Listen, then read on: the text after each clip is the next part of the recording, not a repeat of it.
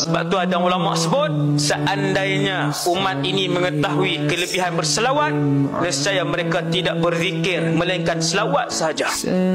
Salahkah selawat sahaja sehari semua sekali? Tak salah. Sesiapa yang berselawat kepada Muhammad sekali, apa kelebihan dia?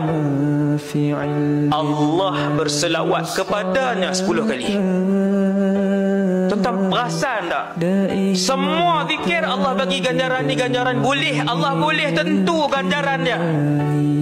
Allah boleh sebut apa ganjaran dia, berapa banyak ganjaran dia, berapa tahun ganjaran dia, apa yang hadiah yang Allah bagi.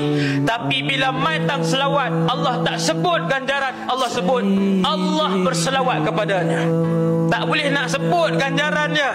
Maka Allah mengambil tempat untuk memberikan ganjaran itu dengan Allah berselawat kepada orang yang berselawat kepada Nabi sallallahu alaihi wasallam.